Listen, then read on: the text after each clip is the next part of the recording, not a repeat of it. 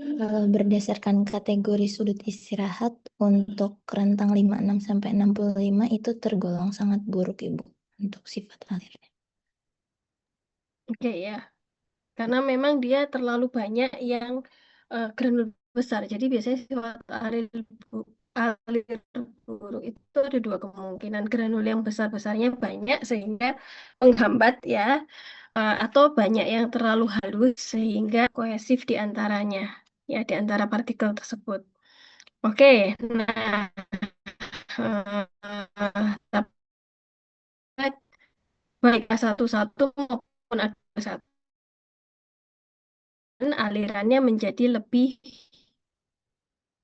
baik ya, meningkat. Tuh. Oke, berikutnya untuk Cast Index dan Hauser ratio-nya bagaimana? A11 dengan A21.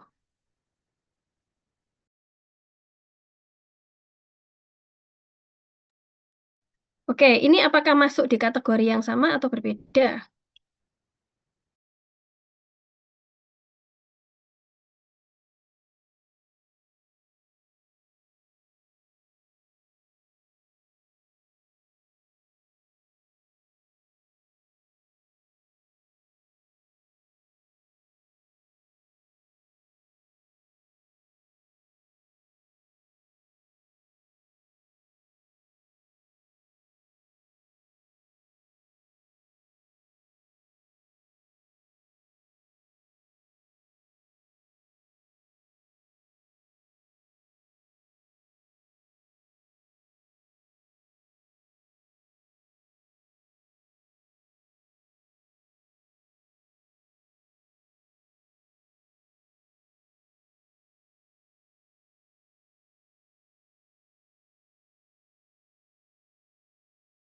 Ya, gimana? A11 masuk kategori apa? A21 kategorinya apa? Dari hasil Cars Index dan Hausner ratio-nya.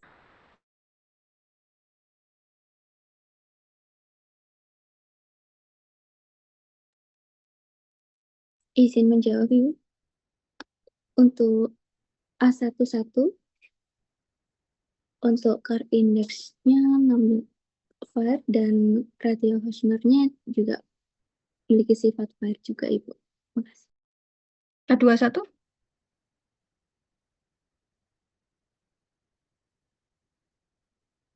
Masuk kategori apa?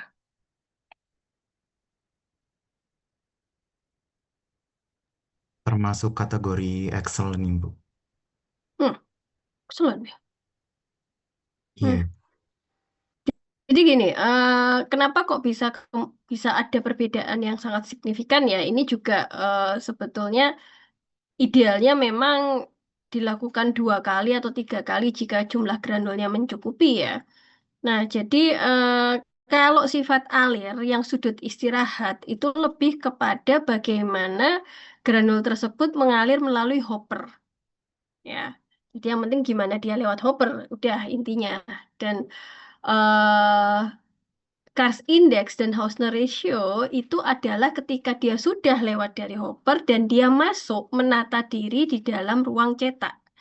Jadi bagaimana granul-granul yang sudah lewat hopper ini kemudian masuk, mengalir ke die-nya atau ruang cetak, dan di dalam ruang cetak itu akan mereka menata diri satu sama lain. Ya, dan itu karena dua hal yang konteksnya berbeda, jadi ya seringkali kita ngelihatnya loh, memang ada beda.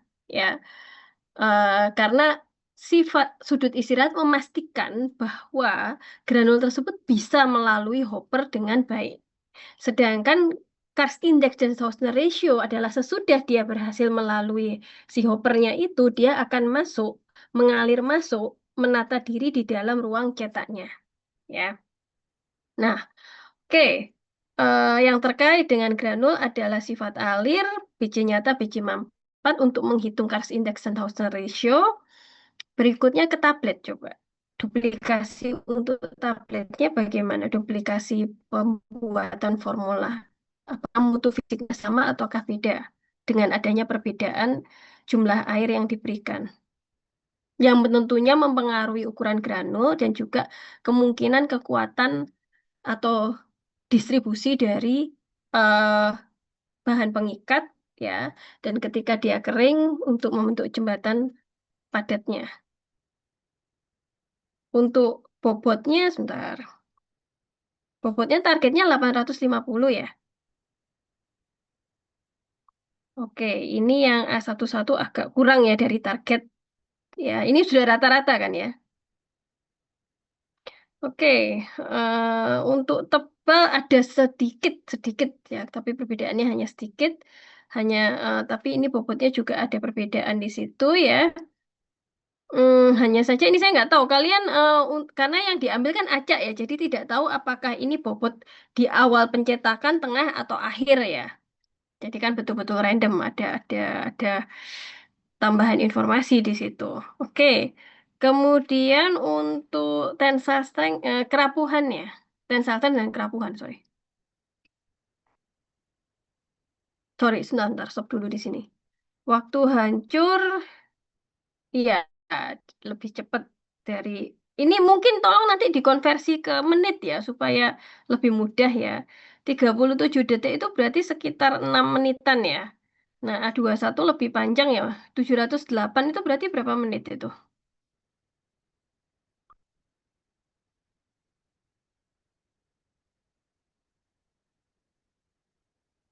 Berapa menit?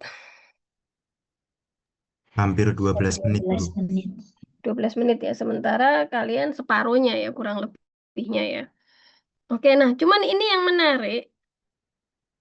Sebentar, tebalnya kan nggak jauh beda ya. Ini rumus yang digunakan sama nggak antara A11 dengan A21? Karena kemarin kan ada dua referensi. Kemudian kelompok yang tadi pagi menyatakan bahwa mereka menggunakan cara perhitungan yang berbeda, hasilnya berbeda. Ini rumusnya sama nggak yang digunakan? Atau referensinya sama tidak? Referensi rumusnya A11 dengan A21?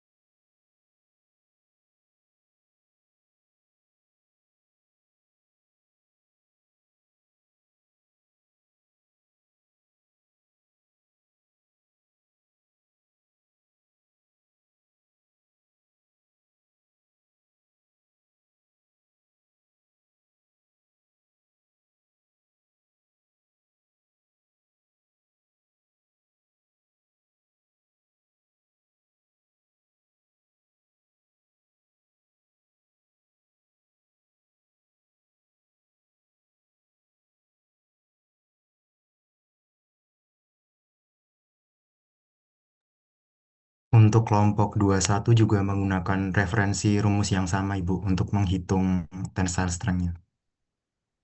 Oke. Ya, jadi di sini kan nampak bahwa karena tebalnya berbeda ya antara A11 dengan A21, sehingga untuk mengeliminasi perbedaan tersebut dengan pendekatan tensile strength, maka nampak malah memang A21 yang lebih kuat ya, lebih tinggi dibandingkan A11, walaupun masih di bawah 1 ya nilainya, ya mendekati lah. Oke. Kemudian dari sisi, maka ini juga berdampak ke waktu hancur ya. Kerapuhannya semuanya di bawah 1% ya, tadi saya lihat ya. Oke. Antara A11 dengan A21 persen kerapuhannya lebih tinggi mana? Sama-sama ya. Oke. Ya. Oke. Nah, jadi secara duplikasi memang ya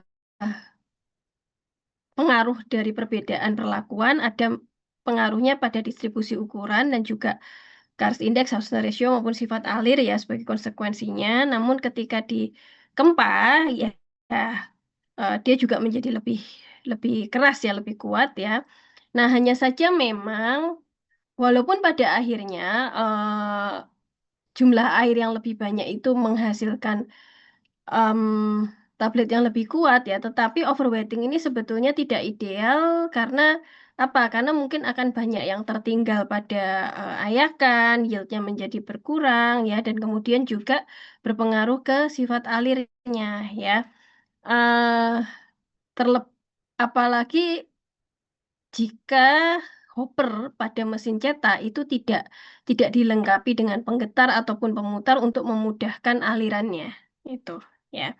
Nah, oke, kemudian dari sisi fokus dari A11, jadi tadi tentang duplikasinya itu juga harus masuk ke pembahasan ya. Kemudian A11 dengan B11 ini bedanya di mana? Di PVP apa di rasio pengisi? Coba bisa ditampilkan tadi. Nah, ini.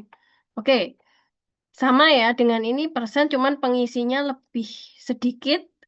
Kalau yang beda PVP-nya C. Oke, coba dengan kelompok B, dengan rasio manitol yang lebih sedikit dibandingkan A11, apakah dari sisi tensile strength dan juga kerapuhan akan lebih baik juga? Coba dilihat di B11.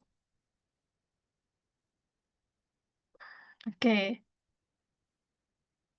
Ya, oke, dia lebih rendah ya. Nah, jadi memang di situ ada pengaruhnya ya. Jadi kalau manitolnya dia itu berkurang, yang berkurang apa? Karena kan MCC-nya meningkat, MCC walaupun deformasinya brittle sebetulnya kita harapkan meningkat juga, tapi ternyata justru kalau MCC naik, kemudian manitolnya berkurang, dampaknya apa ke tensile strength-nya dibandingkan dengan yang kalian kerjakan berarti?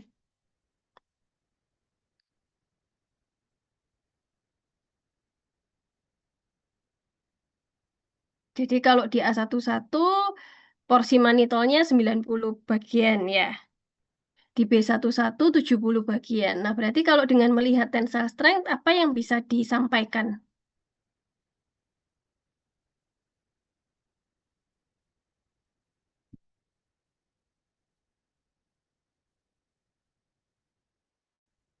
Kalau dilihat dari nilai strength-nya bagaimana kalian menyusun penjelasannya?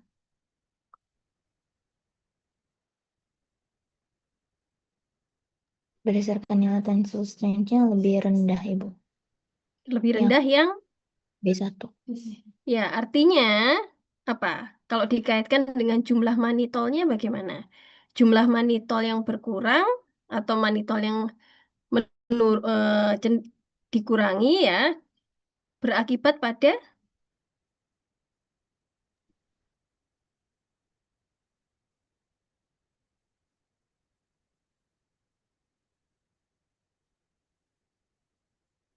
Kekerasan tabletnya atau tensile strength-nya menurun.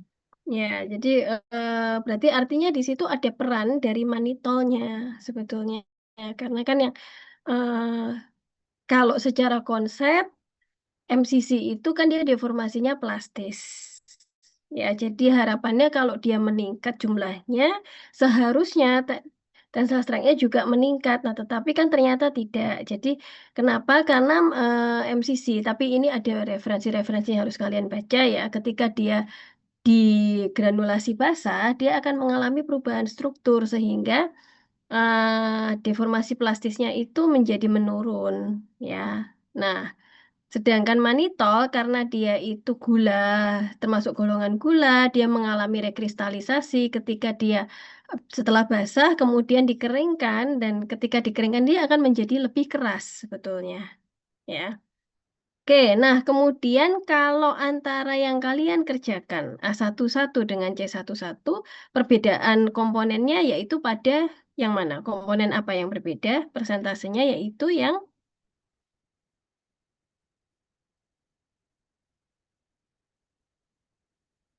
apa coba? Perbedaannya ada pada PVP-nya, Ibu. PVP. Nah, karena PVP kalau C11, coba kalau balik lagi coba yang ke tensile strength dan waktu hancur.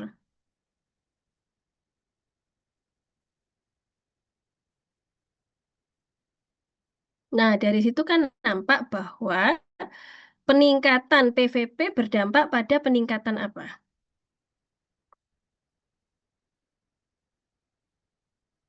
Peningkatan karakteristik apa dari tabletnya?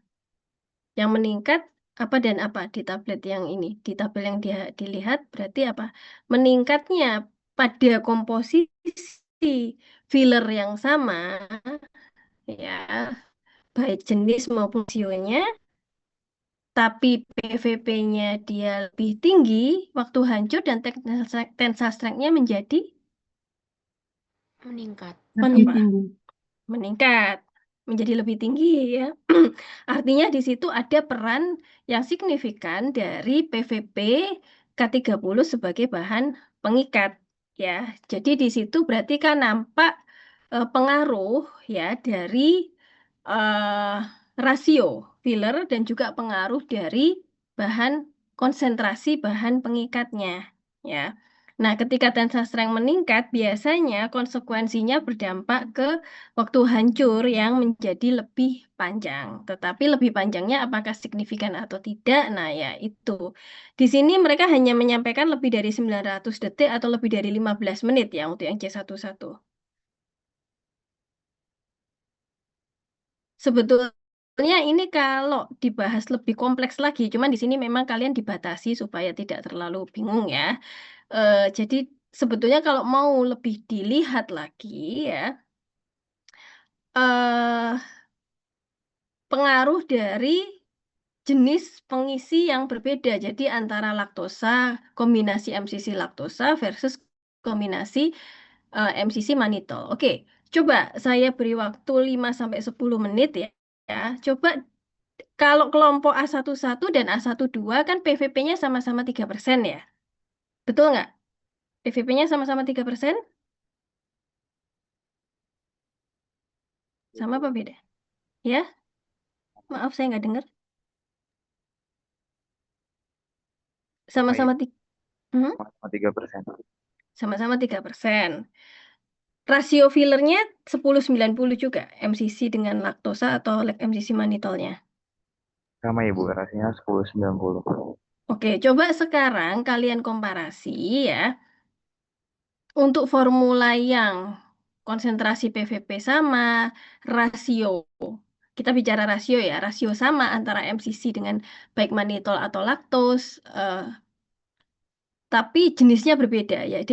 Apakah MCC laktosa versus MCC manitol pada rasio yang sama dan pada konsentrasi PVP yang sama ada perbedaan ataukah tidak? Ya untuk coba dibuat komparasinya antara 11 dengan 12. Waktunya ya 10 menitan cukup lah untuk menyusun satu slide ya kan tinggal memindahkan data saja. Coba kita lihat ya. Oke, saya beri waktu dulu coba dikerjakan.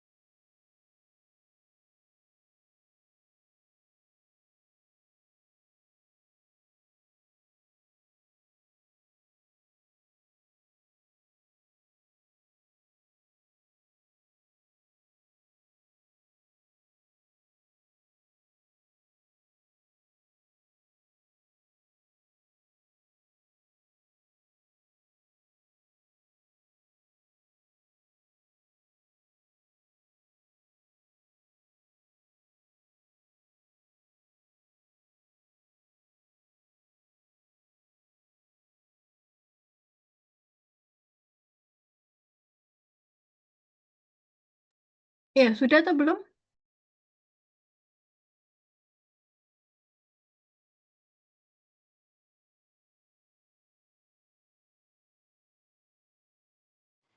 Sudah, Ibu. Oke, bisa ditampilkan?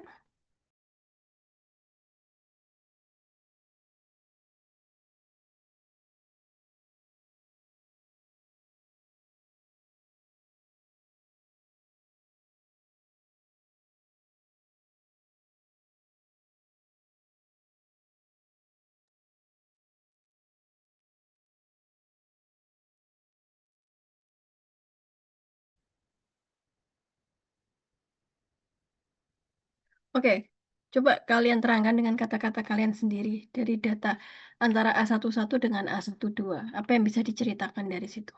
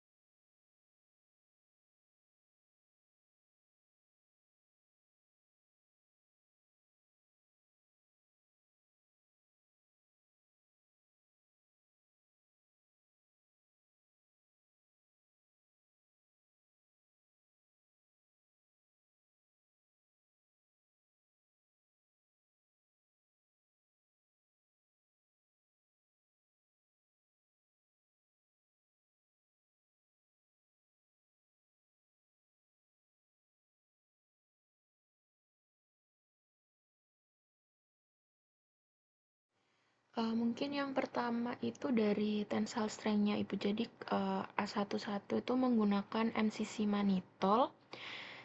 Dia tensile strength-nya cenderung lebih tinggi dibandingkan 1.2 karena itu tadi mannitol memiliki kemampuan deformasi plastis yang lebih baik. Jadi ikatan antar partikelnya itu lebih kuat saat dikompresi seperti itu. Mungkin ada tambahan dari teman-teman yang lain. Ya, silakan kalau ada tambahan.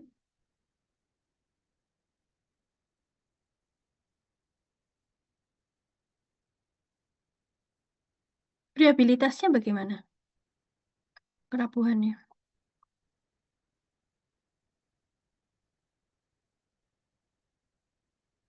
Antara yang menggunakan mannitol dengan laktosa. Kerapuhannya, apakah sama-sama memenuhi persyaratan atau ada kecenderungan yang mana yang lebih tinggi?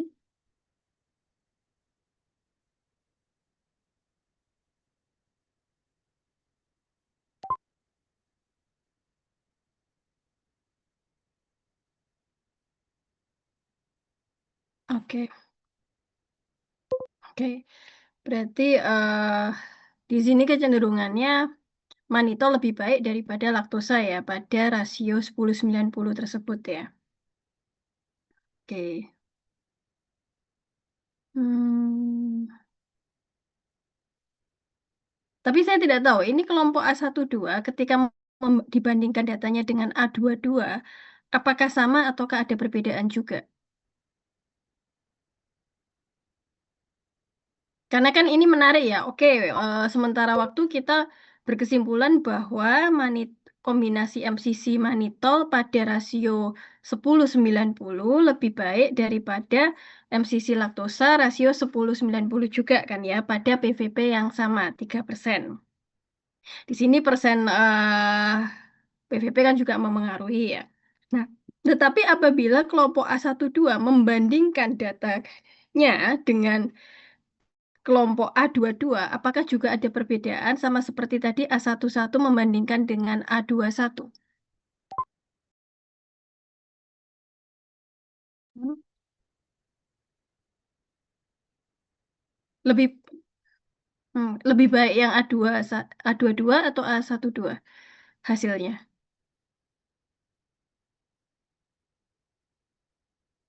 Oke. Mereka juga ini ada perbedaan di volume airnya, 15% versus 20%. Sama persis. Nah,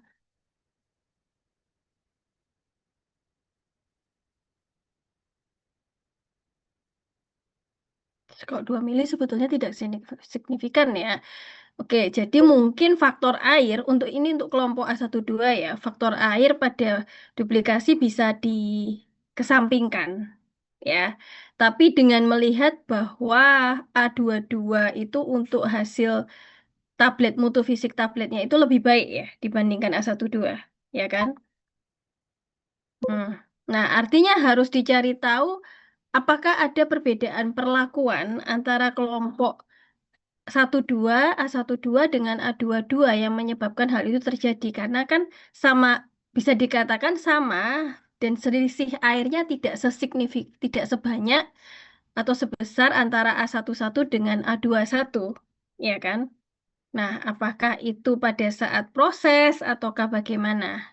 Ya, jadi kalau nanti kalian belajar tentang quality by design ya, untuk merancang menyusun formula, merancang dihasilkannya suatu sediaan farmasi yang baik dalam hal ini tablet. Nah, faktornya itu dimulai dari faktor bahan baku ya atau material atribut. Jadi atribut yang dimiliki oleh bahan-bahan yang dipergunakan. Nah, di sini kan karena bahannya sama persis, semestinya tidak ada perbedaan yang signifikan antara kelompok A12 dengan A22. Nah, itu dari sisi material, dari sisi susunan komposisinya juga sama persis. Nah, selain atribut dari bahan atau materialnya, ya, ada faktor dari proses. Nah, ini karena faktor-faktor proses ini ada yang pastinya variasinya berbeda. Nah, ini yang mungkin memang harus dikonfirmasi kepada A22. Misalkan, mortar stampernya seharusnya ukurannya sama, tetapi bagaimana dengan cara pencampurannya, urutan pencampurannya, atau durasinya, dan sebagainya? Ada kemungkinan apa yang di situ bisa terjadi? Karena apakah mungkin ada persebaran bahan pengikat yang tidak homogen, atau persebaran atau komposisi antara MCC posisi MCC laktosa di dalam campurannya tersebut karena untuk bahan aktif kita bisa melakukan pemeriksaan kadar.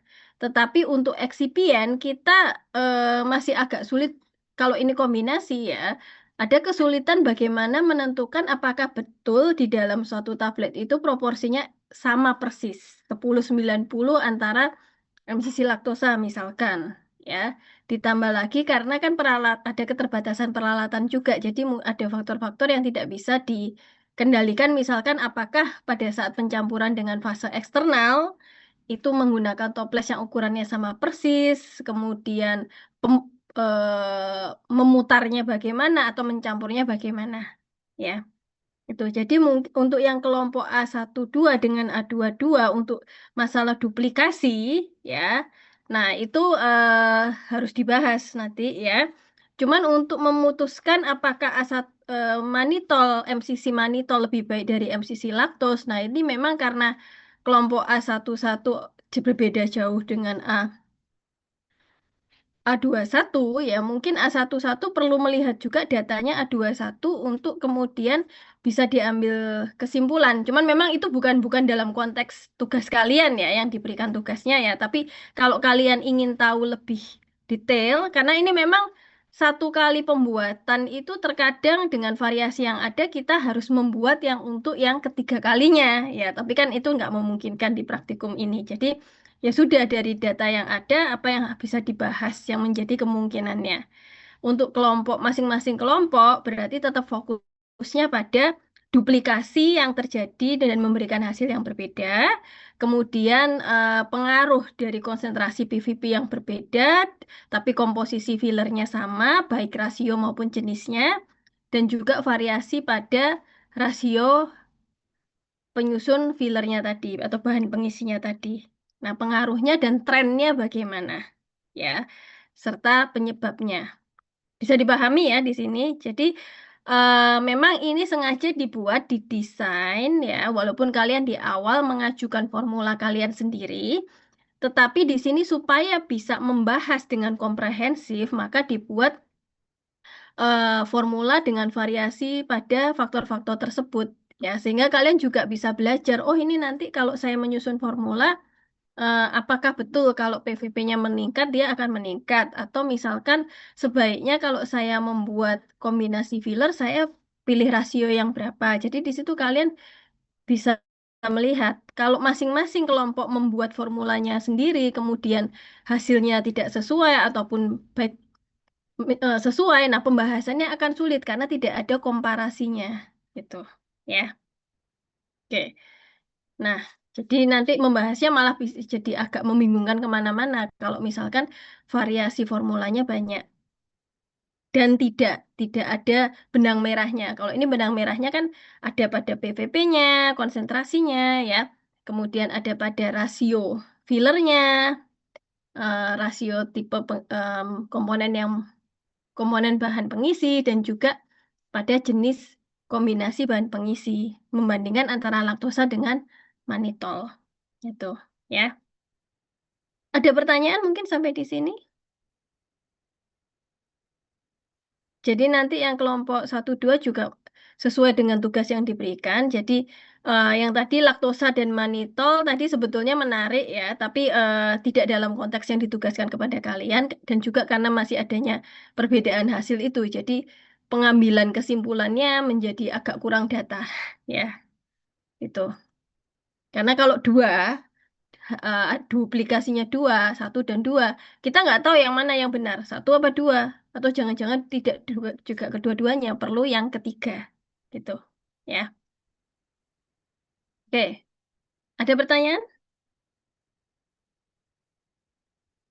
Oke, kalau memang belum ada, terima kasih untuk presentasi yang untuk proyek 1. Kita lanjutkan ke proyek 2. Silakan kelompok yang bertugas.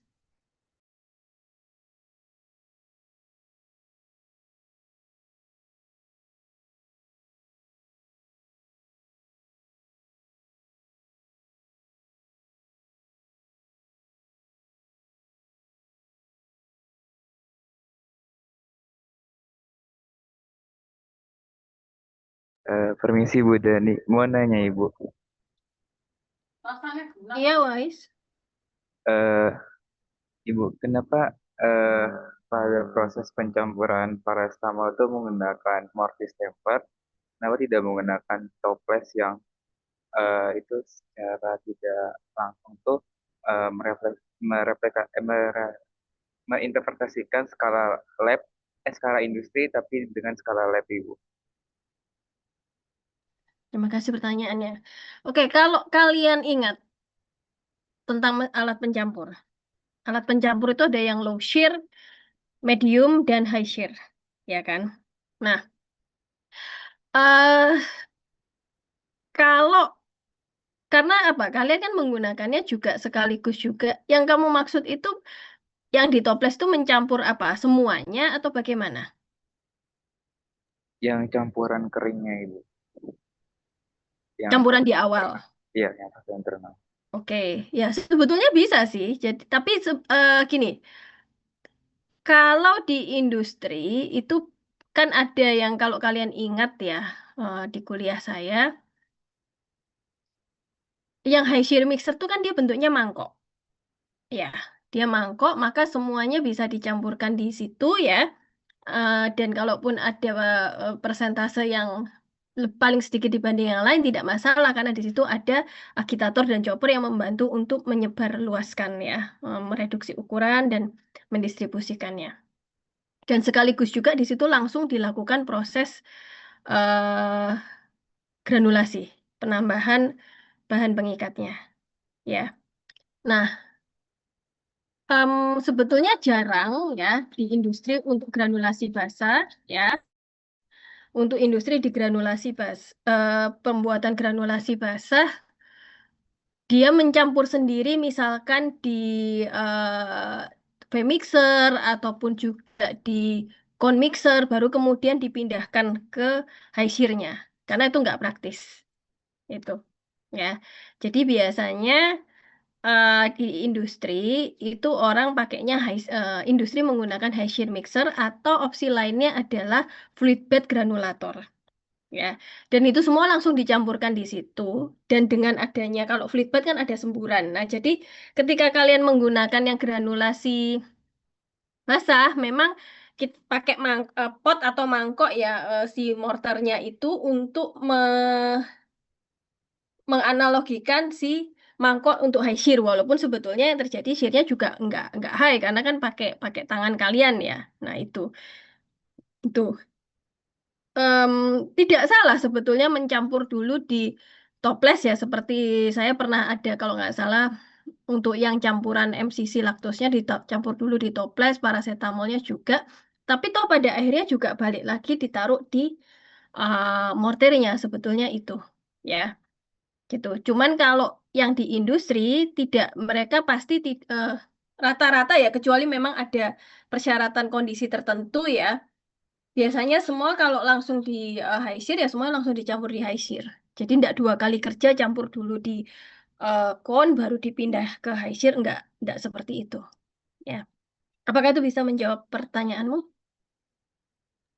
Iya. Oke. Ya, dan memang kalau kekurangannya yang mortir stamper kan tergantung kalian seberapa rajin mengaduk dan sebagainya. Ada opsi lain, ini dulu pernah saya usulkan tapi kemudian ya belum berlangsung. Bisa juga dengan menggunakan planetary mixer atau standing mixer ya untuk bikin kue, itu low shear tapi kan putarannya eh, ini ya apa namanya rendah ya. Nah, tetapi memang kapasitasnya paling nggak minimum 200 atau 250 gram bisa-bisa aja sih sebetulnya. Cuman ketika dia diberi eh, bahan cairan penggranulasi secara manual kan dituang ya. Nah, kalau menggunakan mixer itu kayak kemampuan nguleninya mungkin agak kurang dibandingkan kalau pakai tangan terus ditekan gitu ya. Tapi memang mungkin perlu dicoba suatu waktu ya membandingkan antara menggunakan mortir stamper dengan menggunakan planetary mixer itu ya. Betul. Ya, tapi terima kasih untuk pertanyaannya. Jadi kalau di industri biasanya jarang-jarang yang misalkan campur ini, campur kering, terus baru dipindahin semua ke yang high shear karena mereka pasti memiliki alat yang advance yang memungkinkan pendistribusian yang lebih homogen. Itu ya. Oke. Mungkin ada pertanyaan lain?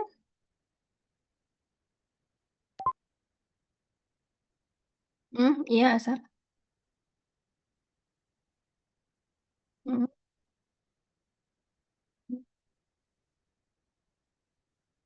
Hmm, Iya.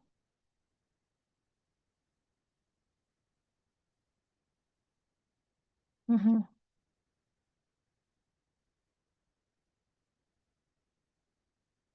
Mhm. Mhm. Mhm.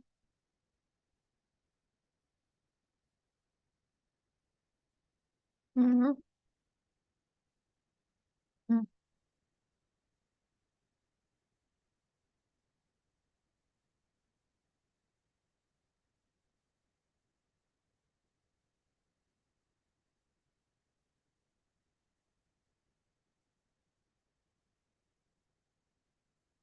Kalau fines lebih banyak dari datamu fines itu, sebetulnya bukan ke pencampuran 5 menit atau tidak. Ada kemungkinan pada saat cairan penggranulasi yang ada bahan pengikatnya dimasukkan, ya itu tekanan dan rataan tekanannya.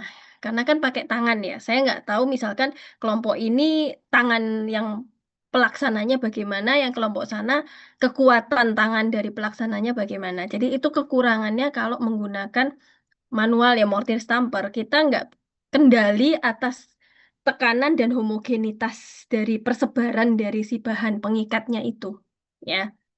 Karena kalau sebetulnya 3% bahan pengikat 3% PVP 3% itu tidak terlalu viskus, jadi semestinya dia agak lebih cair dan bisa menyebar lebih rata. Hanya saja pada saat proses bagaimana tangannya itu meratakan dan sebagainya itu bisa berpengaruh gitu. Kadang-kadang juga, tapi ini perlu perlu evaluasi lebih lanjut ya.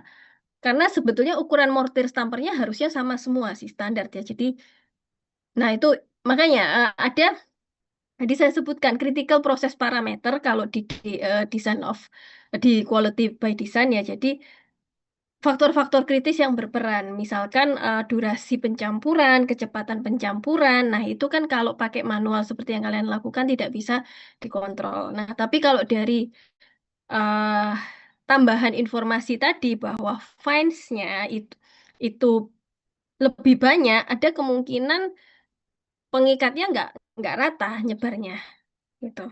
Ya, bisa dipahami. Jadi ada makanya distribusi ukuran partikel itu seringkali bisa bisa menceritakan sebetulnya apa yang terjadi. Jadi kalau em, oke granulnya besar-besar, biasanya dugaannya mengarah ke overweighting. Kalau fines-nya, tapi saya nggak tahu berapa persen fines dari kelompok 1-2 yang ukuran di bawah 100 atau 150 mikrometer persentasenya.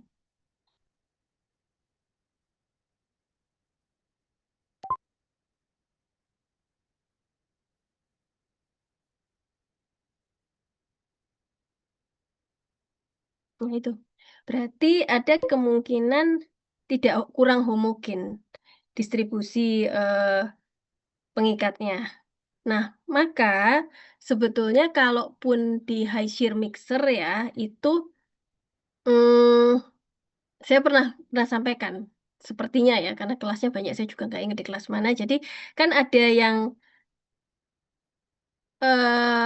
ini penambahan bahan pengikatnya dengan penyemprotan, disemprot ya dengan tekanan yang kuat ya dibandingkan dengan yang dituang. Kalau dituang itu ketika kita nuang dia kan istilahnya dia hanya bisa jadi dia hanya terpusat di titik tersebut ya.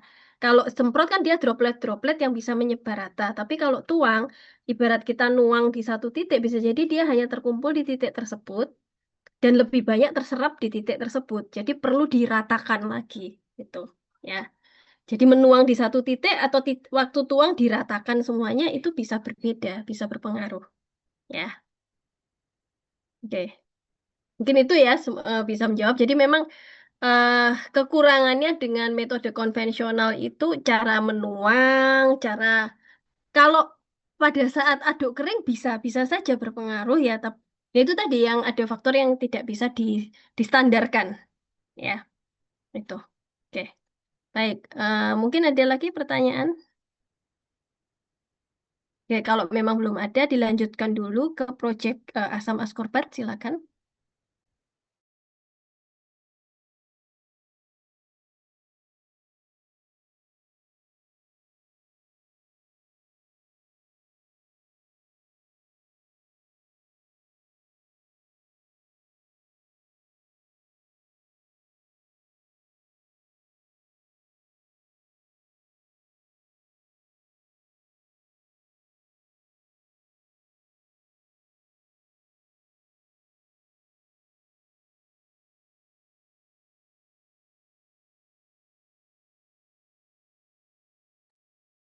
Selanjutnya adalah proyek 2 yaitu pembuatan tablet asam ascorbat dengan dosis 75 mg.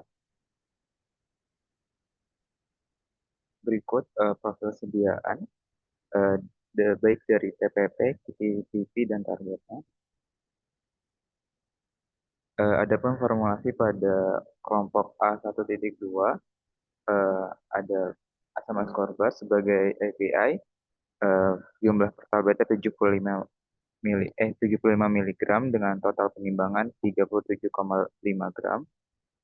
MCC pH 102 sebagai filler dengan jumlah per tabletnya 157,5 mg dengan penimbangan total 78,75 gram.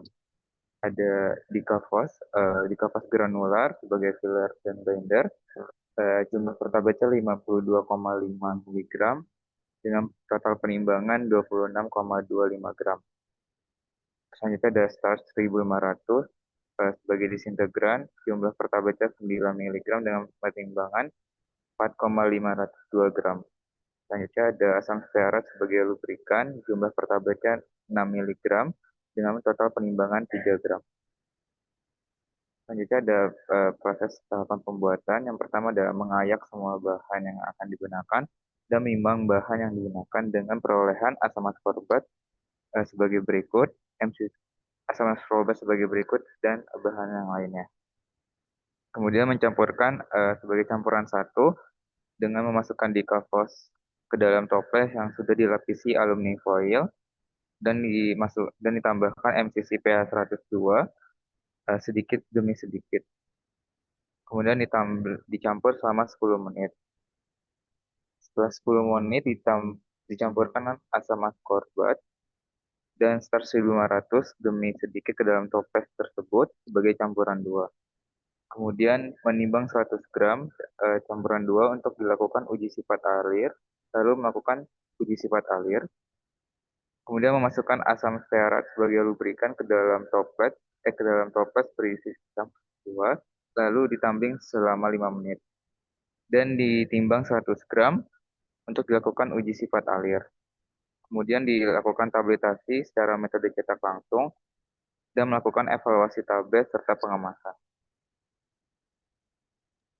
Untuk keseragaman bobot dan ukuran, diperoleh rata-rata bobot 294,6 plus minus 8,85 mg. Kemudian untuk diameternya 1,019 plus minus 0,006 cm. Untuk tebalnya 0,3234 plus minus 0,0038 cm. Untuk keseragaman bobot terdapat dua tablet yang menyimpang dari batas kolom A plus minus 7,5%, yaitu tablet dengan bobot 273 mg dan 270 mg. Namun tidak terdapat tablet yang menyimpang dari batas kolom B plus minus 15%. Oleh karena itu, tablet memenuhi persyaratan keseragaman bobot Farmakopeia Indonesia edisi 6. Untuk keseragaman ukuran, diameter rata-rata tablet sebesar 1,019 cm dan tebal rata-rata 0,3234 cm.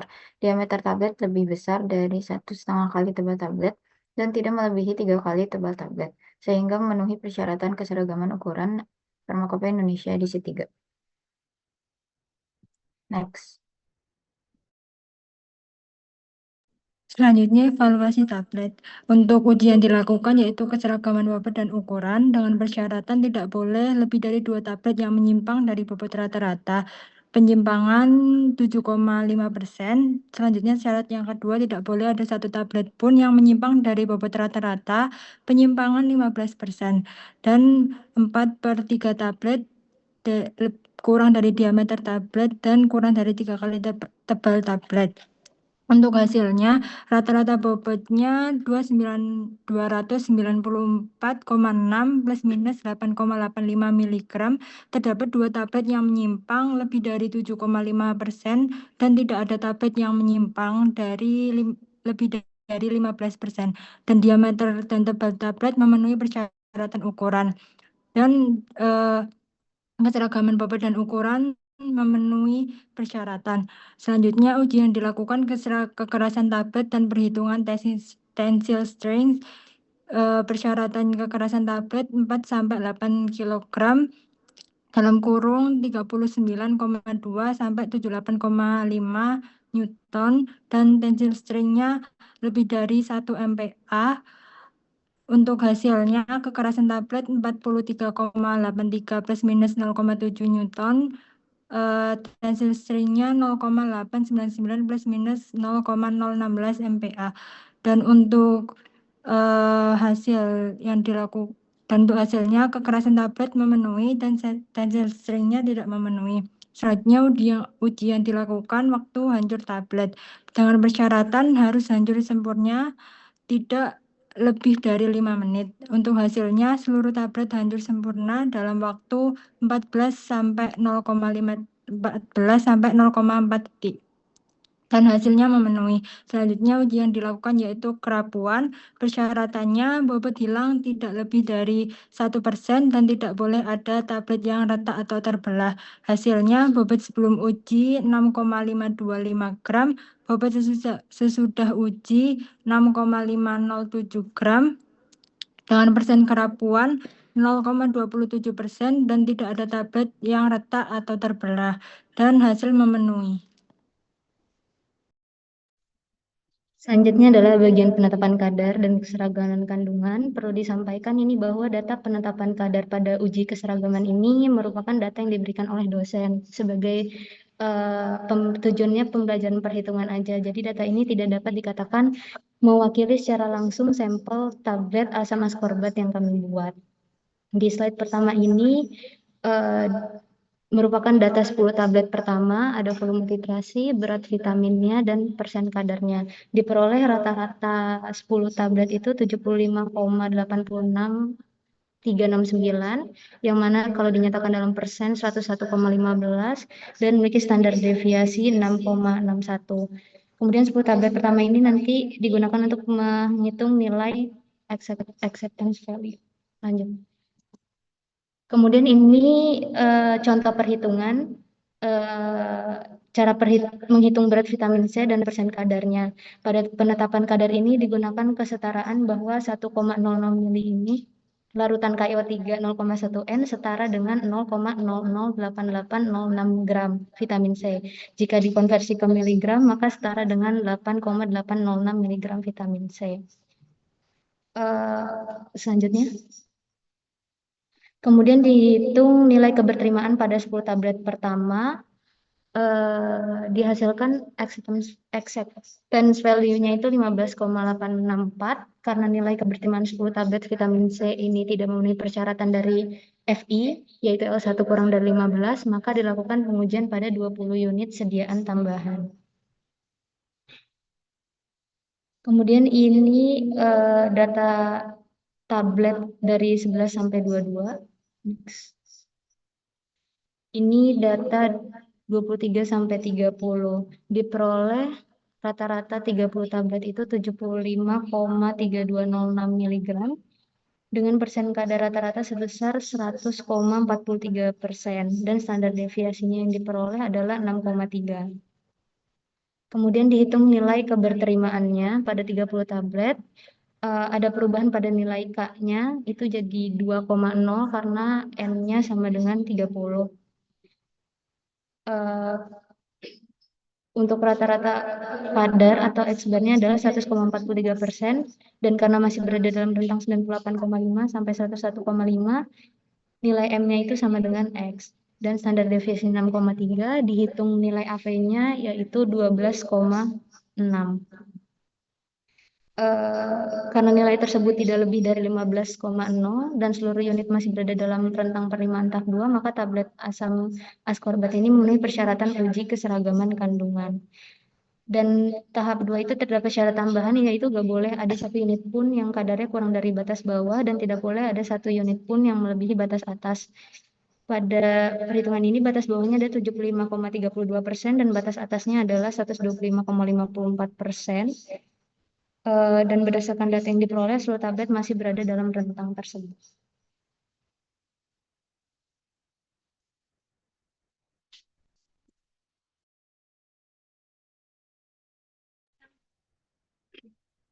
Selanjutnya yaitu komparasi formulasi, yaitu kami kelompok A12 membandingkan dengan kelompok A11, D12, B21, dan C22. Kemudian kami membandingkan dengan kelompok A11 yang memiliki dosis asam ascorbat berbeda, namun komposisi filernya sama, yaitu asam ascorbat 50 mg di kafos dengan MCC 102 yaitu 25/75, start 5% dan asam steara 3%. Kemudian kami membandingkan dengan kelompok D12 yang memiliki dosis asam ascorbat sama namun bahan pembawanya berbeda, yaitu filler start 1500 dan MCC 102 dengan perbandingan 25/75 dan asam stearat 2%. Kemudian kami membandingkan dengan kelompok B21 yang memiliki dosis lebih rendah dan komposisi bahan pembawanya berbeda, yaitu dosis asam ascorbat 50 mg, fillernya hanya MCC 102, kemudian start 5%, talkum 3 mg, dan asam stearat 6 mg. Kemudian kami juga membandingkan dengan kelompok C22 yang memiliki dosis asam askorbat lebih rendah, komposisi bahan pembawa sama dengan jumlah yang berbeda. Namun start yang digunakan bukan start 1500 seperti kelompok A12. Jadi perbandingan atau komparasi formulasi yang kami lakukan tidak terdapat duplikasi formulasi dengan kelompok A12. Selanjutnya, pada evaluasi sifat alir, kelompok A12 memiliki sudut istirahat 45 derajat sebelum gilidan dan meningkat menjadi 53 derajat setelah gilidan. Nilai ini menunjukkan sifat alir paling buruk. Hal ini dapat dikaitkan dengan dosis asam askorbat 75 mg yang lebih tinggi, sehingga massa granul lebih sulit mengalir.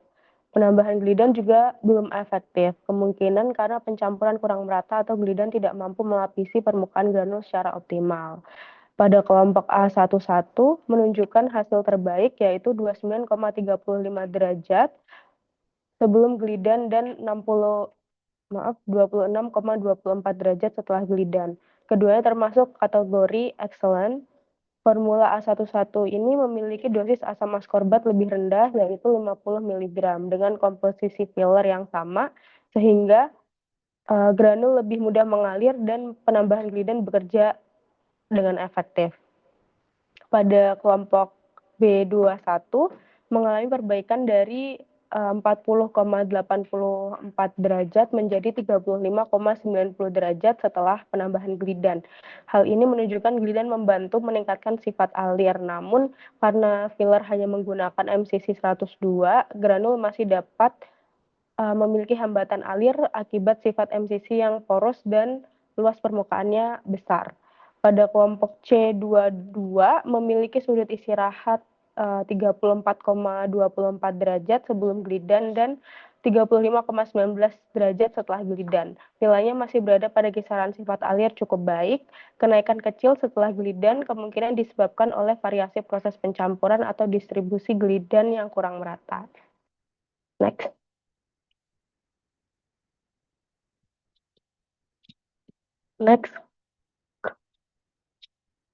Oke, pada keseragaman bobot, nilai tertinggi terdapat pada kelompok A11 yaitu sebesar 314,4 mg, sedangkan nilai terendah terdapat pada kelompok A12 sebesar 294,6 mg. Meskipun terdapat sedikit perbedaan, seluruh rata-rata bobot masih mendekati bobot target yaitu 300 mg. Berdasarkan hasil pengujian masing-masing tablet, seluruh kelompok memenuhi persyaratan karena tidak lebih dari 2 tablet menyimpang lebih dari 5% dan tidak ada satu tablet pun yang menyimpang lebih dari 10%. Next. Pada uji keseragaman ukuran, ketebalan tablet yang paling kecil itu sekitar 0,315 cm pada kelompok A11 dan yang paling besar pada kelompok B21 sebesar 0,419 cm. Sedangkan diameternya paling kecil pada kelompok C22 sebesar 0,984 dan paling besar kelompok D22 yaitu 1,037 cm. Variasi ukuran antar kelompok relatif kecil yang menunjukkan bahwa proses pencetakan tablet berlangsung cukup konsisten. Seluruh kelompok juga memenuhi persyaratan keseragaman ukuran karena diameter tidak lebih dari 3 kali dan tidak kurang dari 4/3 kali ketebalan tablet. Next. Pada waktu hancur, kelompok D22 memiliki waktu hancur yang paling cepat yaitu 9,85 detik, sedangkan kelompok A12 memiliki waktu hancur yang paling lama yaitu di 14,04 detik. Meskipun terdapat perbedaan, seluruh tablet dapat hancur di bawah batas maksimum yaitu 15 menit, sehingga semua kelompok memenuhi persyaratan waktu hancur. Pada uji kekerasan tablet, nilai tertinggi diperoleh oleh kelompok A11 sebesar 66,33 Newton, sedangkan nilai terendah diperoleh kelompok D22 sebesar 31,8 Newton. Berdasarkan syarat keberterimaan uji kekerasan tablet, kelompok D22 dan B21 tidak memenuhi persyaratan karena hasil yang didapatkan berada di luar rentang yaitu 39,2 Newton sampai 78,5 Newton. Sedangkan untuk kelompok yang lainnya memenuhi rentang keberterimaan. Maaf, masih di slide sebelumnya. Untuk nilai tensile strength tertinggi juga diperoleh kelompok A11 sebesar 1,34 MPa, sedangkan nilai terendah diperoleh kelompok D22 sebesar 0,53 MPa dengan kriteria tensile strength yang baik lebih dari 1 MPa. Hanya kelompok 11 dan juga C22 yang memenuhi persyaratan. Selanjutnya, baik untuk uji kerapuhan tablet, nilai kerapuhan terendah terdapat pada kelompok A12, sementara itu nilai tertinggi terdapat pada kelompok D22 sebesar 0,92%. Namun, seluruh kelompok masih memiliki nilai kerapuhan kurang dari 1%, sehingga semua kelompok memenuhi persyaratan. Next. Pada uji penetapan kadar asam askorbat dari kelima kelompok berkisar antara 97,92 hingga 100,5%. Kadar tertinggi diperoleh oleh kelompok D22, sedangkan kadar terendah diperoleh kelompok A11. Seluruh hasil masih berada dalam rentang persyaratan, yaitu 90 sampai 110% dari kadar yang tertera pada etiket. Oleh karena itu, semua kelompok dinyatakan memenuhi persyaratan penetapan kadar.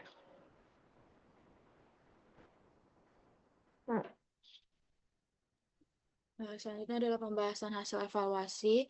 Hasil evaluasi tablet menunjukkan bahwa rata-rata bobot tablet itu sebesar 294,6, kurang lebih 8,85 mg dengan diameter 1,019 dengan SD kurang lebih 0,006 cm dan ketebalan 0,323 dengan SD kurang lebih 0,004 cm. Berdasarkan Farmakopeia Indonesia, seluruh tablet memenuhi persyaratan keseragaman bobot dan ukuran karena tidak ditemukan penyimpangan yang melebihi batas yang ditetapkan. Lalu untuk pengujian kekerasan tablet diperoleh nilai 43,83 dengan SD kurang lebih 0,75 kg yang masih berada dalam rentang kekerasan tablet yang baik, yaitu 4-8 kg. Akan tetapi, hasil perhitungan tensile strength menunjukkan nilai 0,899 dengan SD 0,016 MPa, sehingga belum memenuhi persyaratan minimal 1 MPa. Nilai tensile strength yang rendah mengindikasikan bahwa ikatan antar partikel selama proses kompresi belum terbentuk secara optimal. Lalu untuk uji waktu hancur itu tercatat 14,04 detik, jauh di bawah batas maksimum yaitu kurang dari 5 menit. Hasil ini menunjukkan bahwa penggunaan start 1500 sebagai disintegran mampu mempercepat penetrasi cairan ke dalam tablet sehingga tablet mudah terdisintegrasi. Lalu untuk uji kerapuhan diperoleh bobot sebesar 0,27 yang dimana masih masuk ke dalam rentang sesuai dengan Farmakopeia sebesar 1%, yang dimana memenuhi persyaratan. Lalu rendahnya nilai kerapuhan menunjukkan bahwa tablet memiliki ketahanan yang cukup baik terhadap gesekan dan benturan selama tabletasi. Lalu untuk penetapan kadar, menunjukkan rata-rata kadar vitamin C sebesar 101,15% pada tahap pertama dan 100,43% pada pengujian 30 tablet yang masih berada dalam rentang penerimaan Farmakopeia. Uji keseragaman kandungan tahap pertama menghasilkan nilai AV sebesar 15,864 sehingga tidak memenuhi syarat L1 yang dimana kurang dari 15. Oleh karena itu, dilakukan pengujian tahap kedua menggunakan total 30 tablet. Setelah pengujian tahap kedua, diperoleh nilai AV sebesar 12,6 sehingga memenuhi persyaratan Farmakopeia Indonesia. Dan hasil tersebut menunjukkan bahwa distribusi vitamin C dalam tablet sudah seragam. Meskipun sebagian besar parameter evaluasi tablet memenuhi persyaratan, nilai tensile strength yang belum memenuhi standar menunjukkan bahwa formulasi masih memerlukan estimasi. Salah satu penyebab yang mungkin adalah penggunaan asam stearat 2% yang dapat mengurangi ikatan antar partikel akibat sifat hidrofobiknya. Selain itu, sifat kompresibilitas vitamin C yang relatif kurang baik juga dapat berkontribusi terhadap rendahnya kekuatan mekanik tablet. Next. Lalu selanjutnya adalah hasil komparasi. Jadi untuk uji sudut istirahat, ketiga kelompok memenuhi persyaratan sudut istirahat. Kecuali kelompok 1-2 yang mendapat sudut istirahat sebesar 53 derajat. Lalu yang kedua ada uji keseragaman bobot tablet. Seluruh kelompok memiliki bobot rata-rata yang mendekati target 300 mg dan memenuhi persyaratan keberterimaan keseragaman bobot. Lalu yang ketiga adalah uji keseragaman ukuran tablet. Ketebalan tablet berkisar 0,31475 sampai 0,419 cm dan diameter 0,984 sampai 1,037 cm. Menunjukkan ukuran tablet yang relatif seragam antar formulasi dan seluruh formulasi memenuhi persyaratan keseragaman ukuran, yaitu diameter tablet tidak lebih dari 3 kali dan tidak kurang dari 4/3 kali ketebalan tablet. Lalu yang keempat adalah uji waktu hancur tablet. Uji waktu hancur tablet yang diuji dari kelima kelompok memenuhi persyaratan untuk tablet asam askorbat karena tablet hancur kurang dari 15 menit. Lalu yang kelima ada uji kekerasan tablet yang dimana dari kelima kelompok hanya D22 dan B21 yang tidak memenuhi persyaratan kekerasan tablet karena berada di luar rentang 4-8 kg yaitu 39,2 sampai 78,5 Newton. Dan dari kelima kelompok hanya A11 dan C22 yang memenuhi persyaratan tensile strength yaitu lebih dari 1 MPa. Lalu yang keenam ada uji kerapuhan tablet. Dari 5 kelompok yang dibandingkan, semua memenuhi persyaratan kerapuhan tablet, yaitu tidak kehilangan bobot sampai sebesar 1,1%. Lalu yang terakhir ada uji penetapan kadar. Semua kelompok memenuhi persyaratan uji penetapan kadar, yaitu mengandung asam askorbat 90 derajat Celcius. 90% sampai 110%. Next. Lalu untuk kesimpulan, berdasarkan hasil komparasi keempat formulasi, seluruh formulasi memenuhi persyaratan mutu tablet asam askorbat.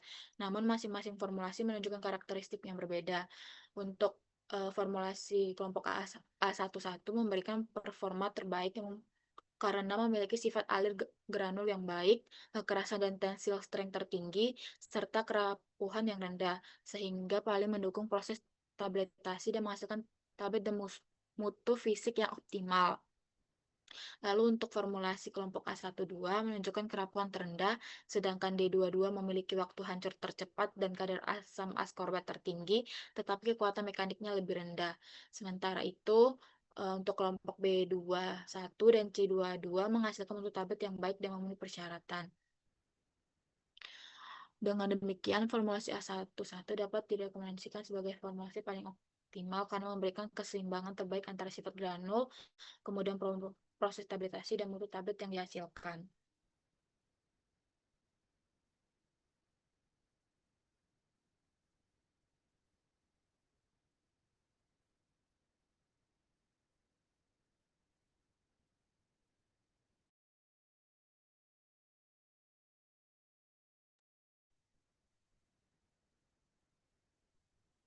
Sudah berarti.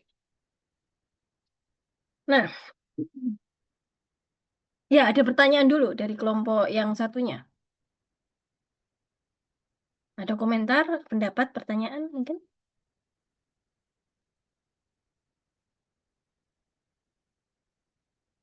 Oke, nah coba saya bisa minta tolong ditampilkan yang tadi kalian membuat bagan warna-warni variasi formula itu ya. Yang ada panah-panahnya tadi. Nah, oke. Yang dikerjakan kelompok 1-2 ini kan asam askorbatnya 75 mg. di Kavosnya itu 2575 di Kavos MCC ya. Jadi MCC sebagai deformasi plastis dan di Kavos sebagai deformasi brittle. Di mana rasio MCC, karena di sini kan cetak langsung ya, dibuat lebih besar. Nah, di sini kan kalian membandingkan untuk 1, 2, dalam konteks 1, 2 dan 1, 1 dulu ya, 1.2, 1.1, antara starch 1500 dengan starch 5%. Nah, di situ fungsi keduanya sebagai disintegran. Nah, kesimpulannya tadi apa? Kalau dengan menggunakan starch 1500 dan starch saja, dilihat dari sisi mutu fisik, apakah ada perbedaan?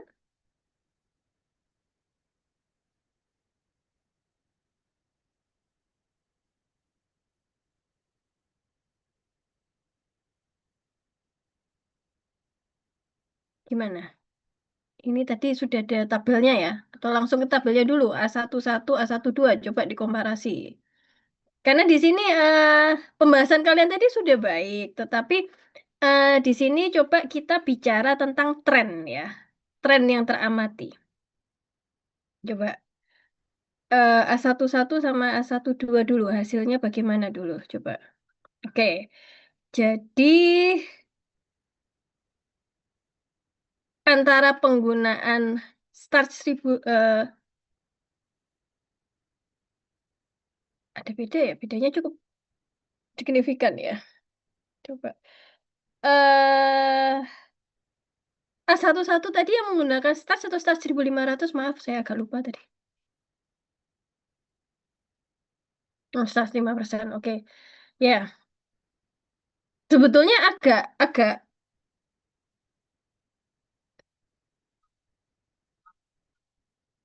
ini menarik sebab kalau kalian melihat yang satu menggunakan starch 1500, yang satu menggunakan starch. Kira-kira ya, atau dugaan atau hipotesa kalian, perbedaan akan nampak dari sisi apa untuk tabletnya misalkan? Ada yang punya pendapat? Ngapain sih kalian diminta membandingkan starch 1500 dengan starch saja? Kira-kira efeknya akan lebih ditujukan untuk pengamatan dari mutu fisik tablet yang mana? Ada yang punya pendapat?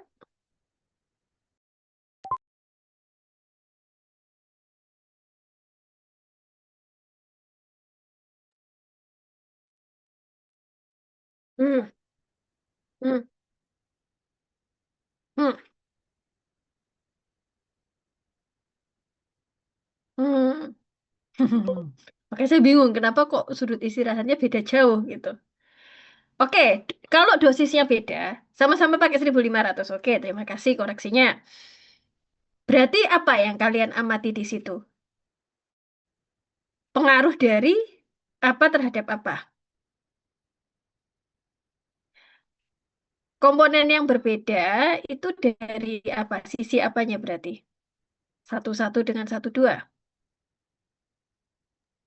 Dari dosis asam ascorbatnya ya, Bu. Dosis asam askorbat. Oke. Di mana kalau dosis yang lebih besar, sudut istirahatnya menjadi apa? Kecepatan alirnya berubah menjadi lebih tinggi, lebih rendah dibandingkan yang dosis yang lebih kecil.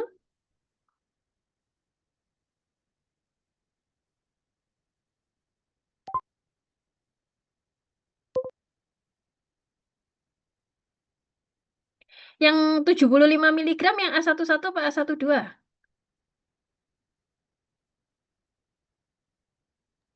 A12, Ibu. A12. Jadi kalau melihat ini, apa yang bisa kalian sampaikan? Kalau dosisnya begini, hasilnya akan begini. Coba. Mm-mm. Jadi lebih buruk, lebih menurun ya. Kenapa? Karena artinya dia fillernya menggunakan MCC ya. MCC 102 ya tadi. Mm-mm. Nah, saya mungkin pernah sampaikan atau mungkin di kuliahnya Prof. Dwi mestinya ya. untuk bahan pengisi cetak langsung, ya, sorry, bahan pembawa cetak langsung, ya, atau direct compression excipient, ya, yang di sini berfungsi sebagai filler. Mungkin kita eh, menyatakannya sebagai bahan pengisi, tapi sebetulnya kan pengisi yang sekaligus juga pembawa cetak langsung. Artinya dia berfungsi memperbaiki kekurangan dari asam askorbat. Ya. Nah, sebetulnya asam askorbatnya sendiri bisa mengalir atau tidak? Kalau dari karakteristik awalnya, data awal untuk karakteristik bahan, Tidak, Ibu. tidak bisa mengalir ya. Oke, artinya kan MCC menutupi kekurangan tersebut. Tidak bisa mengalir dan kurang baik tabletabilitasnya, seingat saya demikian ya. Artinya eh, kapasitas atau kemampuan dari si MCC ya, ketika jumlah asam askorbatnya ditingkatkan, maka dia justru sifat alirnya menjadi lebih buruk gitu. Artinya eh, ada rasio tertentu yang harus dipenuhi supaya MCC ini bisa tetap optimum ya. Pada A11 50 miligram. MCC-nya berapa kalinya berarti? Kan dia 300 miligram ya total, tapi kalau di dalam komposisi rasio antara asam askorbat dengan MCC-nya berapa? Coba dihitung. Kalau yang 75 rasionya menjadi berapa? Coba.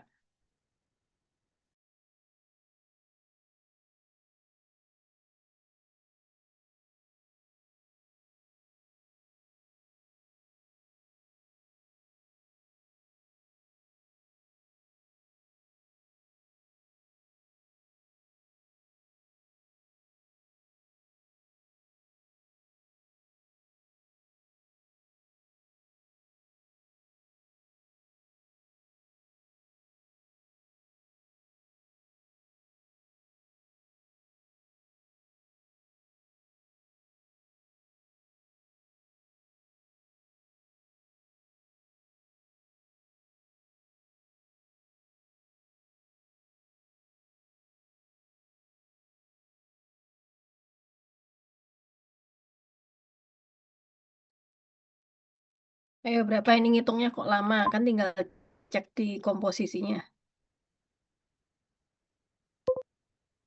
1:2, untuk yang 75 miligram.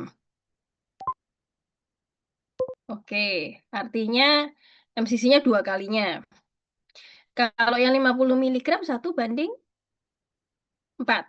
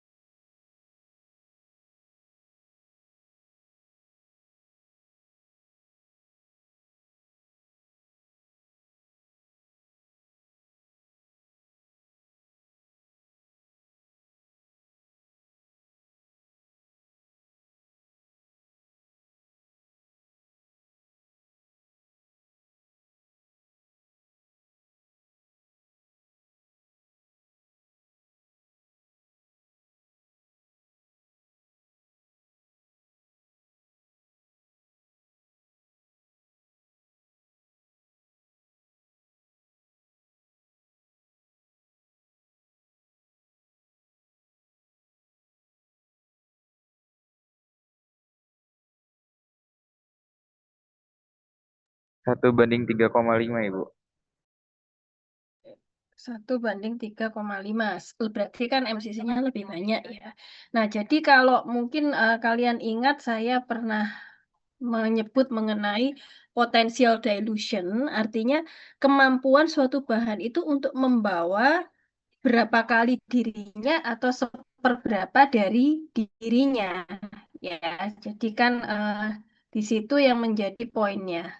Nah, jadi dari situ bisa nampak bahwa kalau menggunakan MCC saja, ya, MCC itu optimum ketika dia membawa berapa persen dari dirinya, gitu ya. Nah, jadi dari situ bisa, oh ini berarti maksimalnya di berapa nih untuk si MCC tersebut, ya. Nah, start 1.500, suara saya masih stabil nggak terdengar? Iya, Ibu. Masih bisa terdengar atau putus-putus? Oke ya, soalnya tadi ada tulisan internet unstable. Ya, mana tadi? Ya, berapa persen dari dirinya sendiri ya. Kalau terkait dengan starch 1.500, karena dua-duanya menggunakan starch ya, sebetulnya mungkin pengaruhnya sedikit karena hanya 5%. Nah, jadi mungkin ini bisa diperbaiki nanti di pembahasannya ya. Jadi membandingkan dosis atau jumlah asam askorbat yang berbeda dan pengaruhnya terhadap mutu fisik tablet. Jadi bahan pembawa cetak langsungnya sama, tetapi ketika dosisnya diubah menjadi misalkan dari 50 ke 75, 1,5 kalinya, ada penurunan apa saja yang terjadi di situ, dan apakah MCC ini masih ideal atau masih bisa menunjukkan kapabilitasnya sebagai bahan pembawa cetak langsung. Ya, jadi nanti dikaitkan juga dengan coba boleh ditampilkan untuk tabletnya, mutu fisik tabletnya, kekerasan, kerapuan, waktu hancur, tensile strength ya dalam hal ini. Nah, apakah ada penurunan nggak di situ, gitu ya? Jadi kalau asam askorbatnya meningkat, apakah MCC-nya juga masih bisa memberikan hasil yang optimum atau ada kecenderungan dia malah menurun gitu, ya. Nah, jadi karena ketika kita bicara tentang cetak langsung, pilihan dari bahan pembawa cetak langsungnya ini yang akan memengaruhi mutu fisik tabletnya, ya. Dan biasanya kalau di eksipien atau di website masing-masing ya kan, MCC 102 itu kan nama generik. Mereknya tuh bisa banyak, ada dari JRS Pharma, itu yang paling banyak ya. Kemudian ada dari saya lupa, kemarin saya ikut webinarnya tapi saya lupa namanya. Kemudian ada dari Jepang juga, Asahi atau Seolus, nah, itu macam-macam. Jadi mereka biasanya ada, oh ini bisa membawa sekian, nah makanya untuk di praktek ini, ya praktikum ini, kalian tidak hanya belajar, oh ini bisa, tapi juga melihat tren dan juga penyebabnya, ya. Oke, kemudian bisa tolong kembali lagi ke yang warna-warni dan panah-panah tadi, ya bagannya tadi, ya. Nah, di sini pada 75 mg, ya, kan misalkan ini punya kelompok 1-2 ya, menggunakan oh ya, Dicafos dan MCC, ya. Oke, saya tadi salah ngomong, saya pikir MCC full ya, ternyata Dicafos MCC ya. Jadi, tapi arah trennya bisa dipahami ya, nanti kalian menjelaskannya harus bagaimana ya. Nah, ini Dicafos MCC dosis 75. Berarti, oke. Yang jadi ini, oke, coba ada arah, tadi kalau nggak salah di pembahasan ada membahas tentang asam stearatnya kan 2% ya, itu. Nah, terlepas dari asam stearatnya dulu, ya. Asam askorbat sama-sama yang A12 dengan D12. Kalian lihat dulu di situ ya. Nah, A12 menggunakan kombinasi Dicafos MCC, D12 start 1500 dan MCC. Ya. Nah, kalian sudah cukup sering mendengar istilah hipotesa kan ya? Nah, jadi dugaan awal berdasarkan data awal yang ada. Jadi kalau nanti kalian membuat eh, penelitian, misalkan nanti deskripsi, pasti selalu diminta hipotesa atau dugaannya ini nanti hasilnya akan seperti apa. Berdasarkan kajian-kajian ilmiah yang mendasari. Jadi teorinya begini, begini, begini. Nah, nanti ketika dicoba, dugaan kalian sebelum percobaan dilakukan, kalian sudah punya dugaan hasil. Nah, nanti hasilnya apakah sesuai dugaan atau tidak. Tapi jangan hasilnya dipaksa sama dengan dugaan. Itu yang nggak benar. Tidak tepat ya. Jadi, di Kavos MCC versus Starch MCC. Di Kavos, secara hierarki deformasi, dia yang paling brittle. Jadi kalau plastis, dia tekanan rendah, dia sudah jadi tablet yang kompak, yang keras. Di Kavos, dia secara literatur ya, secara umumnya dia di bawah laktosa. Jadi artinya dia butuh tekanan yang lebih tinggi lagi dibandingkan laktos untuk bisa memadat. Karena apa? Tekanan awal yang diberikan hanya membuat dia terfragmentasi atau pecah menjadi bagian-bagian kecil yang kemudian terpadatkan lagi menjadi tablet ya. Di Kavos dengan starch 1500 ya, sama-sama brittle, tetapi dengan melihat secara umum di Kavos itu level tingkat brittleness-nya itu yang paling tinggi ya, artinya dia yang membutuhkan tekanan lebih tinggi dibandingkan starch 1500, maka dugaan kita bahwa untuk dosis asam askorbat yang sama, terlepas dari asam stearatnya dulu ya, karena selisihnya hanya 1% ya, mestinya sih tidak terlalu berpengaruh, tapi nanti kita lihat ya.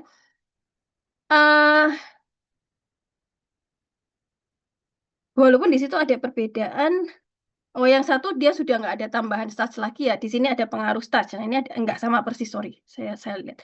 Tapi dugaannya paling tidak yang D12 akan lebih baik dari sisi tabletabilitas, yang artinya ke arah mutu fisik dibandingkan A12. Ya. Kalau sifat alir harusnya mungkin 11-12. Nah, karena tergantung ya masing-masing nanti sifat alirnya bagaimana. Di Kavos dia granular, starch juga bisa mengalir, tapi starch agak susah mengalir dibandingkan di Kavos semestinya. Nah, coba kalian lihat hasilnya bagaimana. A12 versus D12. Coba.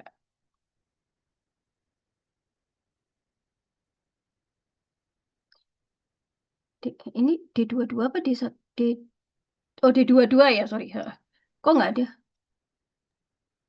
Mohon maaf Ibu, itu kami kan mengumpulkan data dari Excel yang dikumpulkan. Kemudian tidak ada datanya, dan kami sudah menanyakan ke kelompok sebelah dan katanya memang tidak ada. Hanya belum bilang Nggak melakukan. Kurang tahu ya, Bu. Oke, ya sudah. Dari sisi tabletnya deh. Ya, mau ngapain juga ya. Oke, ke tabletnya coba.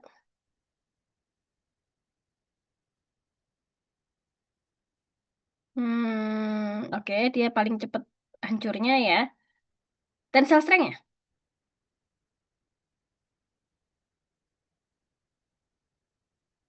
Justru lebih rendah ya daripada yang 1-2 ya. Oke. Berarti ya, hipotesanya tidak terbukti ya. Nah, tapi memang di sini ada kekurangan, masih mencari yang mungkin melakukan duplikasi. Tapi ya karena memang datanya yang ada ini, ya sudah ini dulu aja. Berarti artinya ya sudah, cuma bisa disimpulkan bahwa kombinasi dengan Dikavos lebih baik daripada kombinasi dengan STAS 1500 gitu ya. Walaupun secara konsep atau secara teori, bukan konsep ya, teoritis atau dari data secara umum, STAS 1500 itu dia lebih bisa dikempa dibandingkan Dikavos. Cuman memang ini kekurangannya ya. Gini, karena ini kalian praktikum ya, kalau semua diteliti lama-lama kalian bisa skripsi ini ya. Jadi tidak ada data sendiri-sendiri. Jadi misalkan kalau pada tekanan gempa yang sama di Kavos dikempa jadinya berapa kekerasannya atau tensile strength-nya, STAS 1500 tensile strength-nya berapa, bahan yang kita punya ya MCC berapa. Jadi memang hanya berdasarkan literatur. Tapi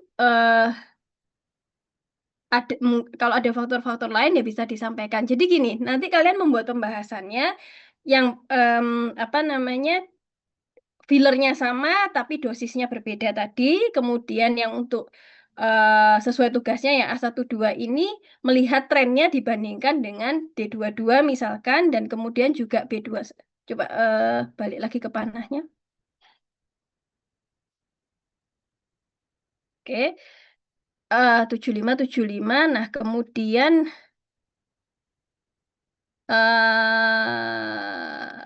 ya tren yang teramati A12 dengan C22 ini ya. Jadi kan ini tadi yang sama C22 berarti tensile strength-nya bagusan yang 50 mg ya mestinya ya. Karena kan sama dengan yang A11 gitu ya.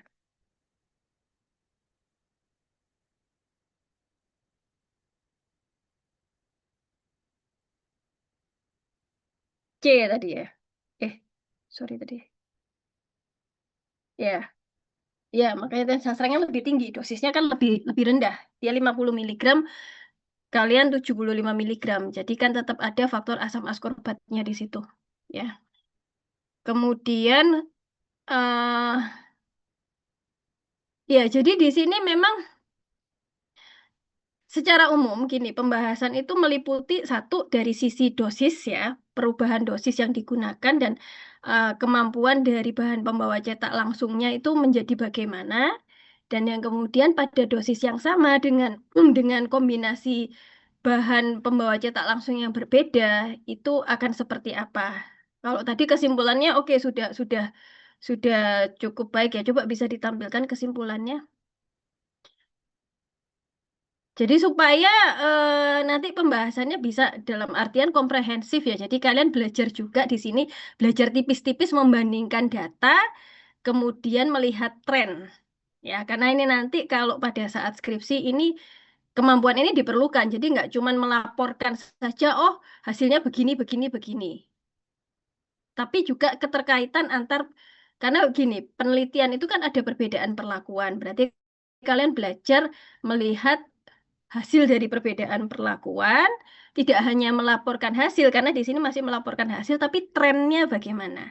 Jadi kalau ini saya ubah, trennya akan ke arah mana. Kalau ini diubah yang begini, trennya akan begini. Ini yang sederhana aja dulu ya. Jadi semaksimal kalian ya. Jadi saya nggak mau membuat kalian pusing juga ya. Jadi paling nggak trennya di sini kelihatan bahwa memang untuk bahan pembawa cetak langsung yang digunakan, dia lebih optimum kalau misalkan asam askorbatnya sekian persen dari dirinya, misalkan seperti itu ya, atau pada rasio berapa. Kemudian ini sudah oke, jadi A12 kerapuan terendah, ini ya. Cuman ini kalau kalian nulisnya begini agak bingung juga ya. Atau gini, di kesimpulan jangan dibuat paragraf. Ya, kalau bikin jurnal oke, tapi kalau ini laporan kalian coba tolong dibuat kesimpulannya poin-poin gitu. Ya, jadi misalkan poin 1, formula A11 memberikan performa terbaik karena ini ya, udah nggak apa-apa. Poin kedua, formula ini begini. Nah, tapi kesimpulan umumnya kan juga harusnya ada. Jadi untuk kombinasi filler di Kavos MCC rasio 2575 dia optimum di dosis berapa atau berapa persen atau berapa rasionya untuk asam askorbat ini ya. Kemudian kesimpulan secara umum bahwa formula A11 masih bisa digunakan sebagai formulasi yang paling optimum ya. Oke lah gitu. Bisa dipahami nggak atau kalian malah tambah bingung dengan penjelasan saya? Jadi intinya gini, tadi kalian diminta membanding-bandingkan. Nah, dengan membandingkan itu tidak hanya menyatakan ini lebih baik, ini lebih ini, tapi trennya ya. Jadi oh kalau pada dosis yang sama fillernya berbeda antara filler kombinasi ini versus ini ada penurunan. Nah, itu nanti mesti dicari apakah betul karena faktor starch versus Decavos itu bagaimana ya karakteristiknya. Kemudian secara umum saja ya, kemudian atau dugaan kalian, karena saya rasa waktunya juga tinggal seminggu, kalian juga harus membagi waktu dengan ujian ya. Jadi saya nggak menuntut kalian harus nyari referensi terlalu detail, itu nggak. Jadi yang kalian tangkep aja tulisan, wes gitu aja ya. Nah, kemudian kalau dosisnya berubah dengan filler ini masih optimum atau tidak. Terus filler ini optimumnya bekerja pada rasio berapa. Udah gitu aja ya. Nah, untuk kesimpulan dibuat poin ya atau nomor ya 1, 2, 3 gitu supaya enak bacanya gitu. Karena nanti kalau kalian membuat skripsi, menulis laporan untuk skripsi ataupun juga nggak tahu mungkin ada yang ikut PKM, kesimpulan biasanya poin-poin gitu ya. Bisa dipahami nggak nih penjelasan saya atau malah tambah bingung? Ya, ada pertanyaan mungkin?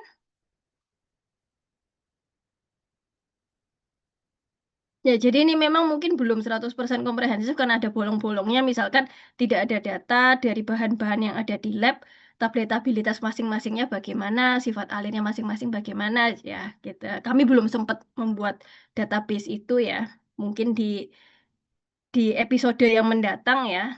Karena biasanya kalau pas praktikum kan agak-agak banyak yang gabut ya. Jadi mungkin bisa dikasih tambahan kerjaan. Ya. Oke, ada pertanyaan mungkin dari apa yang saya sampaikan?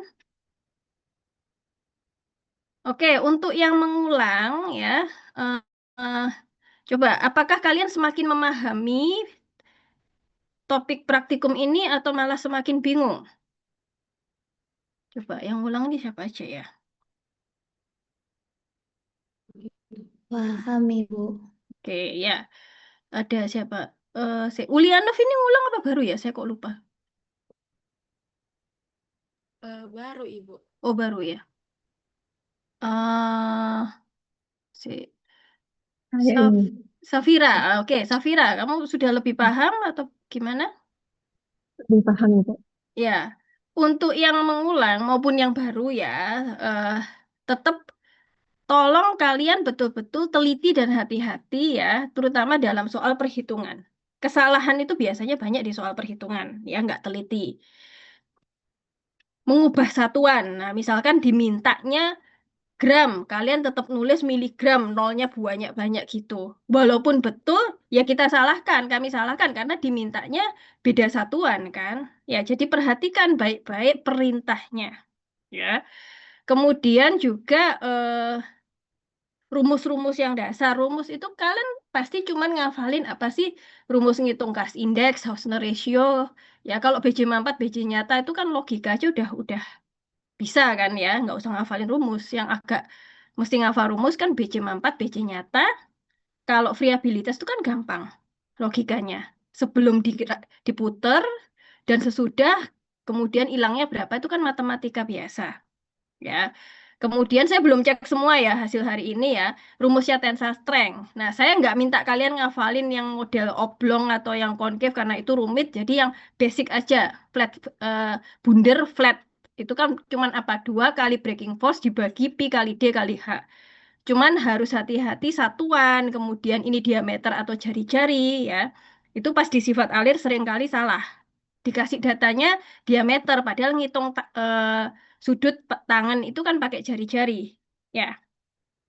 Kemudian kalau yang kuantitatif saya rasa lebih mudah ya. Kemarin kan sudah ya 2 kali intens dengan tim analisis kuantitatif. Nah, yang sering kali keliru itu adalah ketika kalian diberi data untuk menentukan ini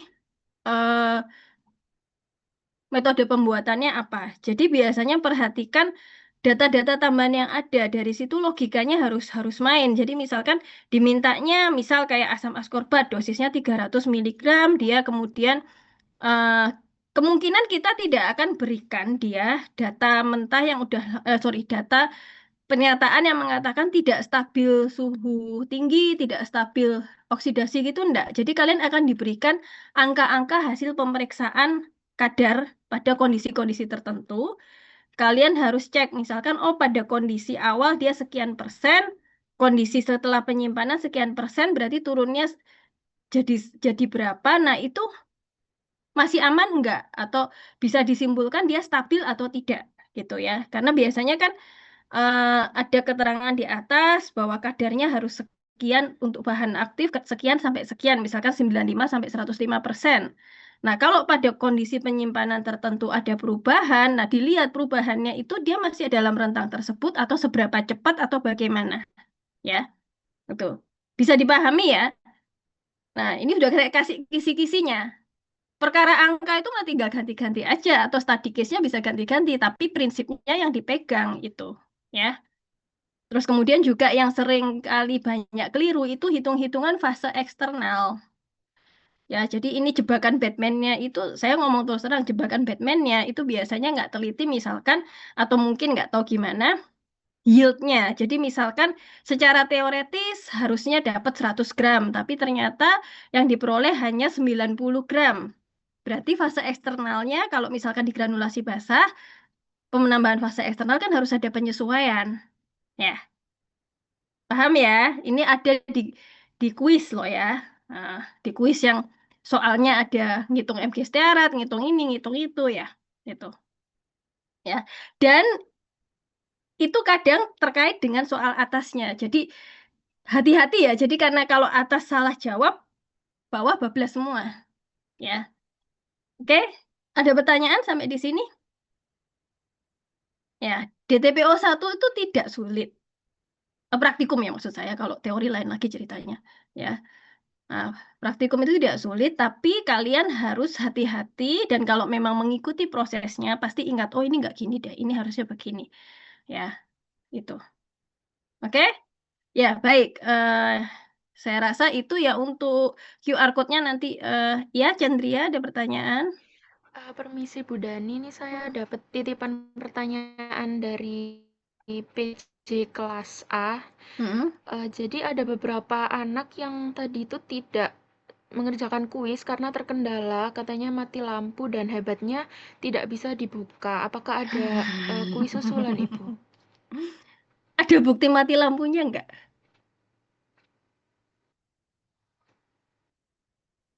Ada berapa orang? Ada 2 orang, Ibu. Ya mestinya pas mati lampu dicek ada buktinya enggak itu. Dan saya juga nggak tahu mereka tinggalnya di daerah mana ya. Dan kemudian apakah itu terkendala pemadaman bergilir karena kalau ya memang hari ini ada beberapa bukan beberapa bahkan Prof ST aja juga mati lampu di tempat beliau. Cuman kan saya nggak tahu yang 2 orang itu tinggal di mana. Ya.